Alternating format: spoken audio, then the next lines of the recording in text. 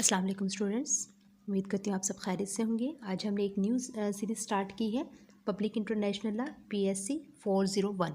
उसका हम lesson number 1 देखेंगे। आपकी एक और बुक है इसी से रिलेटेड, PSC 201 इंटरनेशनल रिलेशंस। उस पर भी मैंने आपके लेक्चर्स बनाए हुए हैं। अगर आपकी किसी की वो बुक है तो आप वो भी लेक्चर्स ले सकते हैं। ठीक है, तो आज मैंने इसकी जो है second book public international law, ये भी मैंने स्टार्ट कर ली है। इंशाल्लाह आपको ये भी लेक्चर्स जो है वो 1 बाय 1 मिलते रहेंगे डे बाय डे। ठीक है, तो आज जो हमने पढ़ना है इंट्रोडक्शन टू इंटरनेशनल लॉ के बारे में पढ़ेंगे।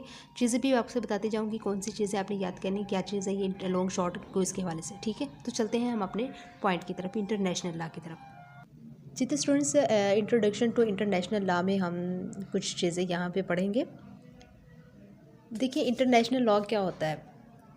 इंटरनेशनल लॉ उन रूल्स और कवानीन का जो है कह लें कि एक मजमुआ होता है जो मुख्तलिफ़ कंट्रीज़ यानी कि स्टेट्स के दरमियान रिलेशंस को रेगुलेट करता है। यानी दुनिया के जो है मुल्कों के बीच जो डीलिंग्स होती हैं उनके लिए कुछ रूल्स होते हैं जिसे इंटरनेशनल लॉ कहते हैं। ठीक है, इंटरनेशनल लॉ के भी जो है वो दो मेन पार्ट्स होते हैं, उनको यानी इंटरनेशनल लॉ को दो मेन पार्ट्स में डिवाइड किया गया है। एक पब्लिक इंटरनेशनल लॉ और दूसरा हमारे पास है प्राइवेट इंटरनेशनल लॉ। ठीक है, पब्लिक में क्या होता है कि ये जो कंट्रीज़ के दरमियान लाज को डील करता है। ठीक है, और इसमें वो तमाम रूल्स शामिल होते हैं जो कंट्रीज़ के बीच एक्टिविटीज़ को रेगुलेट करते हैं, जैसे कि लॉ ऑफ सी आ गया, स्पेस का जो है वो इस्तेमाल आ गया, गुड्स की इंटरनेशनल ट्रांसपोर्टेशन हो गई, सिविल एविएशंस हो गए। सिविल एविएशंस कहते हैं इंटरनेशनल फ़्लाइट्स को। ठीक है, पोस्ट सर्विसेज होगी, पैसों के हिसाब से जब इंटरनेशनल ट्रांसफ़र हो गया, तो ये सारी जो चीज़ें हैं हमारे पास पब्लिक इंटरनेशनल लॉ में आती है। यानी पब्लिक इंटरनेशनल लॉ जो है वो मुल्कों के दरमियान रिलेशंस को कंट्रोल करता है। ठीक है, ठीक है, यानी सरकारी तौर पर। जबकि प्राइवेट इंटरनेशनल क्या होता है, ये वो होता है कि इससे कॉन्फ्लिक्ट ऑफ लॉज भी कहा जाता है प्राइवेट इंटरनेशनल लॉ को। और ये जो है वो डिफरेंट कंट्रीज़ के इंडिविजुअल्स के दरमियान लीगल इश्यूज़ को डील करता है, यानी जो मुल्कों के दरमियान होता है। जैसे अगर दो डिफरेंट कंट्रीज़ के लोगों का जो डाइवोर्स केस होता है, जैसे कि पाकिस्तान और इंडिया में शुएब मलिक और सानिया मिर्ज़ा के आपस में दोनों का डाइवोर्स केस था, तो ये जो है हमारे पास एक प्राइवेट इंटरनेशनल लॉ आ जाता है। ठीक है, ये हमारे पास क्या आ जाता है, प्राइवेट इंटरनेशनल लॉ में आ जाता है। तो ये मुख्तलिफ कंट्रीज़ के लोगों के दरमियान ट्रेड या बिजनेस डिस्प्यूट के हिसाब से भी हो सकता है। ठीक है, तो उन मसाइल को प्राइवेट इंटरनेशनल लॉ जो है वो हैंडल करता है। ठीक है, ऐसी चीज़ों को। तो इसकी कुछ इंपॉर्टेंस भी होती है इंटरनेशनल लॉ की। वो क्या होती हैं, देखिए, इंटरनेशनल लॉ बहुत ज़रूरी है क्योंकि दुनिया के मुल्क जो है वो एक दूसरे पर डिपेंड करते हैं। अगर ये रूल्स ना हो तो कंट्रीज़ के दरमियान सिस्टम प्रॉपरली वर्क नहीं करेगा। ठीक है, तो ये लॉ जो है वो ये स्टेट्स के बिहेवियर को कंट्रोल करता है, डिस्प्यूट्स को पीसफुली सॉल्व करने में जो है वो हेल्प आउट करता है, वार या आर्म फोर्स के यूज़ को भी जो है वो रोकने के लिए रूल्स देता है। तो और ह्यूमन राइट्स जैसे इंडिविजुअल्स के राइट्स को भी जो है ये प्रोटेक्ट करता है। ठीक है, तो इंटरनेशनल लॉ का जो रिलेशन है वो डिप्लोमेसी, पॉलिटिक्स और फॉरेन अफेयर्स से भी होता है। इसकी एक ख़ास बात ये होती है कि ये जो है वो स्ट्रिक्ट एडवर्सेरियल सिस्टम जैसा नहीं होता जैसे डोमेस्टिक कोर्ट्स होते हैं। इसके बहुत से रूल्स स्टेट्स की प्रैक्टिस से जो है वो डेवलप हुए हैं। ठीक है, तो इस वजह से इंटरनेशनल लॉ फ्लेक्सिबल भी होता है और स्टेट्स को अक्सर एक से ज़्यादा ऑप्शंस देता है ताकि वो सिचुएशंस के मुताबिक डिसीजन ले सकें। ठीक है, सो मतलब इंटरनेशनल लॉ असल में उन कवानीन को का सिस्टम है जो दुनिया के डिफरेंट कंट्रीज़ के दरमियान रिलेशंस को रेगुलेट करता है, याद रखना। और इसकी दो मेन डोमेन्स हैं, पब्लिक और प्राइवेट इंटरनेशनल। ठीक है, ये भी आपने देखना होगा।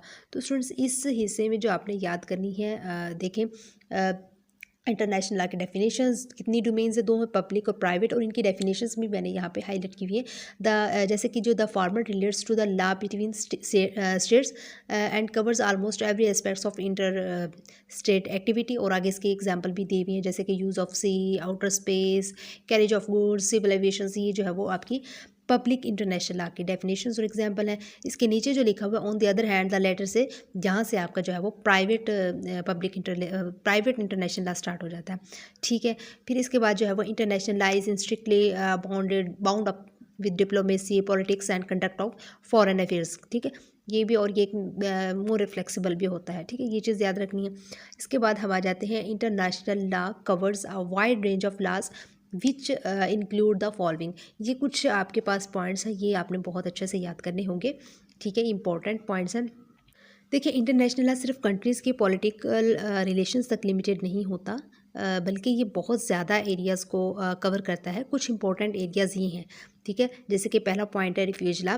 ये उन लोगों के राइट्स और प्रोटेक्शंस के रूल्स हैं जो वार, वायलेंस या परसिक्यूशंस की वजह से अपना कंट्री छोड़कर जो है वो दूसरे कंट्री में पनाह लेते हैं, तो इन्हें रिफ्यूजीज कहते हैं, ठीक है। इसके बाद जो है वो हमारे पास ड्रग ट्रीटीज़ आ जाती हैं, नारकोटिक्स। तो ये इंटरनेशनल एग्रीमेंट्स हैं जो इलीगल ड्रग्स जैसे हीरोइन, कोकाइन वगैरह जो होती हैं, इनकी जो है वो प्रोडक्शन, सेल और स्मगलिंग को कंट्रोल करने के लिए बनाए जाते हैं।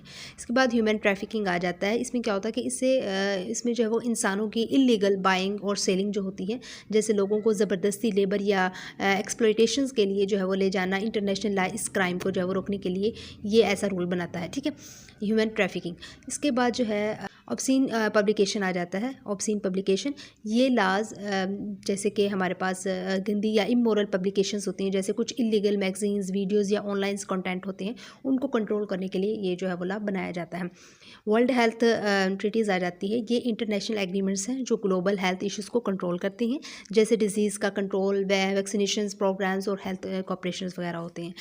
ये फिर आ जाता है इंटरनेशनल ट्रेड डेवलपमेंट। ये क्या होता है, देखिए इसमें जो है वो कंट्रीज़ के दरमियान ट्रेड और बिजनेस को प्रमोट और रेगुलेट करने के रूल्स शामिल होते हैं, ठीक है। और फिर इंडिपेंडेंट गारंटी और जो है वो लेटर ऑफ क्रेडिट एग्रीमेंट्स आ जाता है। इसमें क्या होता है कि ये इंटरनेशनल बैंकिंग और ट्रेड से रिलेटेड एग्रीमेंट्स हैं जो कंट्रीज़ के दरमियान सेफ पेमेंट्स और फाइनेंशियल ट्रांजेक्शंस को जो है वो इंश्योर करता है, ठीक है, करते हैं। तो protocol on road science and signals 1947, इस एग्रीमेंट का मकसद क्या होता है? इसका मकसद होता है कि डिफरेंट कंट्रीज़ में रोड साइंस और ट्रैफिक सिग्नल्स को स्टैंडर्ड बनाना था, ताकि इंटरनेशनल ड्राइवर्स को जो है वो ये आसानी हो, ठीक है। इसके बाद contract of carriage of goods by road आ जाता है। तो ये रूल्स रोड ट्रांसपोर्ट के ज़रिए एक कंट्री से दूसरी कंट्री तक गुड्स जो है वो भेजने के कॉन्ट्रैक्ट्स और रिस्पॉन्सिबिलिटीज़ को रेगुलेट करते हैं, ठीक है। तो मतलब इंटरनेशनल लॉ जो है बहुत वाइड फील्ड है, ठीक है, यानी बहुत वसी किस्म की जो है ये फील्ड होती है, वो फील्ड है जो रिफ्यूजीज़ की प्रोटेक्शन, ड्रग्स, ह्यूमन ट्रैफिकिंग, ये सारी चीज़ों को जो है वो ये कवर करता है, ठीक है। तो ये स्टूडेंट्स आपने ये सारे रूल्स जो है इसके ये इंपॉर्टेंट है, याद रखने हैं, ठीक है। इसके बाद जो है वो हम आगे आ जाते हैं। As far as the scope of international law in Pakistan is concerned, it is expanding with the passage of time, ठीक है। तो देखिए पाकिस्तान में जो है वो इंटरनेशनल लॉ का स्कोप जो है वो टाइम के साथ जो है वो बढ़ता जा रहा है। जब पाकिस्तान किसी ट्रीटी, कन्वेंशन या इंटरनेशनल एग्रीमेंट्स को जो है वो एक्सेप्ट करता है, तो फिर जो है वो पाकिस्तान पर ये जिम्मेदारी आयद हो जाती है कि वो उस एग्रीमेंट के रूल्स को भी फॉलो करे, ठीक है। लेकिन सिर्फ एग्रीमेंट एक्सेप्ट करना ही काफ़ी नहीं होता, पाकिस्तान को उन इंटरनेशनल रूल्स को अपने नेशनल लॉज जैसे कि डोमेस्टिक लॉज होते हैं उनका भी जो है वो हिस्सा भी बनाना पड़ता है, कि इसके लिए पार्लियामेंट नए लॉज पास करती है ताकि इंटरनेशनल जो कमिटमेंट्स होती हैं उनको जो है वो इम्प्लीमेंट किया जा सके, ठीक है। जैसे हमारे पास एक एग्जांपल भी है, यहाँ पे 2 एग्जांपल्स दी गई हैं, जैसे कि डेंजरस कार्गो एक्ट हो गया और मार्टिन जोन्स एक्ट 1996 आ गया, ठीक है। तो ये लाज इसलिए बनाए गए ताकि पाकिस्तान अपनी इंटरनेशनल ऑब्लिगेशंस को अपने मुल्की कानून में अप्लाई कर सके। तो इसी तरह पाकिस्तान ने United Nations conventions on the law of the sea, यानी कि UNCLOS, ये इसी का नाम है, United Nations conventions on the law of the sea, UNCLOS, इसको भी जो है वो एक्सेप्ट किया है। इस कन्वेंशन को जो है प्रॉपरली अप्लाई करने के लिए पाकिस्तान को जो है वो पाकिस्तान के मुताबिक डोमेस्टिक लेजिस्लेशन बनाना पड़ता है, ठीक है। तो मतलब ये है कि आज के दौर में दुनिया बहुत ज़्यादा ग्लोबलाइज्ड हो चुकी है, कंट्रीज़ एक दूसरे पर ट्रेड, टेक्नोलॉजी और सिक्योरिटी के लिए जो है वो डिपेंड करती हैं। तो इसलिए इंटरनेशनल लॉ ज़रूरी है ताकि कंट्रीज़ के रिलेशन स्टेबल रहें, इंटरनेशनल एक्टिविटीज़ प्रॉपरली रेगुलेट हो सकें, दुनिया में जो है वो ऑर्डर और पीस मेंटेन रहे, ठीक है। तो लिमिटेशंस ऑफ इंटरनेशनल लॉ होते कि देखिए इंटरनेशनल लॉ की कुछ लिमिटेशंस भी होती हैं। सबसे इम्पोर्टेंट कॉन्सेप्ट स्टेट सॉवरेनिटी है। इसका मतलब है कि हर कंट्री अपनी इंडिपेंडेंस और अथॉरिटी को प्रोटेक्ट करती है, इसलिए कभी कभी जो है वो इंटरनेशनल लॉ को फुली इम्प्लीमेंट करना मुश्किल हो जाता है। तो लेकिन फिर भी मॉडर्न डेवलपमेंट्स ने ये प्रूव किया है कि इंटरनेशनल लॉ ट्रीटीज़ और कन्वेंशंस के ज़रिए इंटरनेशनल अफेयर्स को रेगुलेट करने में इंपॉर्टेंट रोल जो है वो प्ले करता है।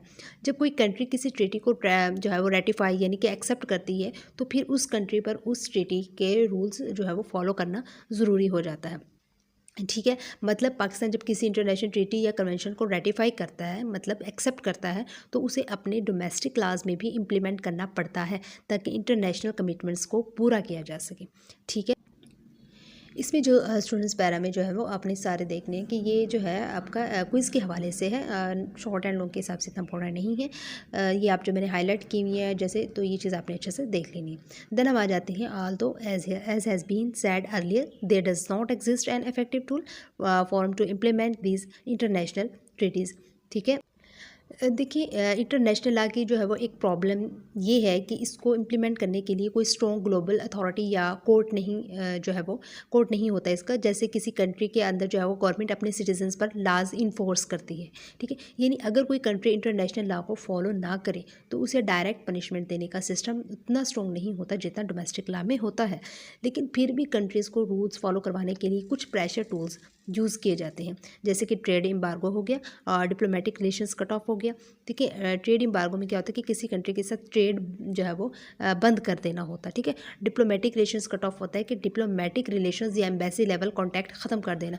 मैंने पहले भी बताया था। तो हमारे जो डिप्लोमेटिक जो रिलेशंस होते हैं ये क्या होते हैं कि जो हमारे एग्रीमेंट्स करते हैं, जो डिस्कशंस करते हैं दूसरे मुल्कों में जाके, वो डिप्लोमेट होते हैं हमारे। ठीक है। तो ये जो है वो सैंक्शंस कंट्रीज़ पर जो है वो प्रेशर डालते हैं ताकि वो इंटरनेशनल रूल्स फॉलो करें।